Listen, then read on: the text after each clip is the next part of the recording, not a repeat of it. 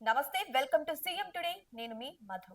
బంగారం ధరలు తగ్గుతాయని చాలా మంది వెయిట్ చేస్తున్నారు. అయితే ఒకసారి పెరిగిన బంగారం ధరలు కొద్దో గొప్ప తగ్గుతాయి తప్పించి భారీగా తగ్గుదల బంగారం విషయంలో మాత్రం ఉండదని మార్కెట్ నిపుణులు చెబుతున్నారు. గత కొంతకాలంగా బంగారం ధరలు విపరీతంగా పెరుగుతున్నాయి. ఎన్నడూ లేనిది 10 గ్రాముల బంగారం ధర ₹1,00,000 చేరువవడంతో ఇక బంగారం కొనుగోలు చేయలేమనే పరిస్థితి కూడా వచ్చింది.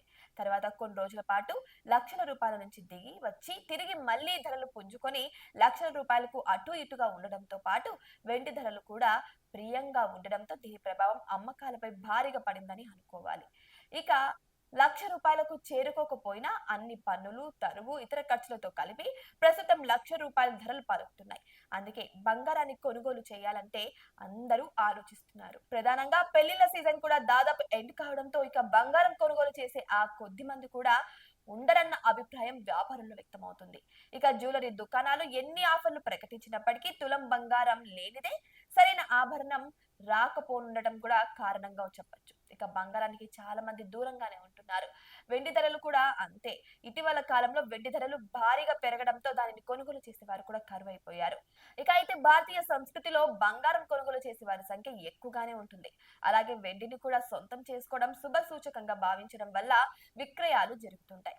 కానీ ధరలను చూసిన తర్వాత వీటి జోలికి రావాలంటే భయపడిపోతున్నారు ప్రజలు.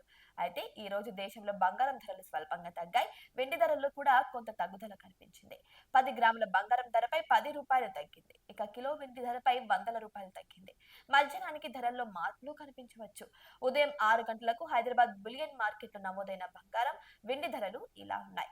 22 క్యారెట్ల 10 గ్రాముల బంగారం ధర ₹89,790 ఉంది. 24 క్యారెట్ల 10 గ్రాముల బంగారం ధర ₹97,960 నమోదైంది. ఇక కిలో వెండి ధర 1,17,900 వద్ద ట్రేడ్ అవుతుంది.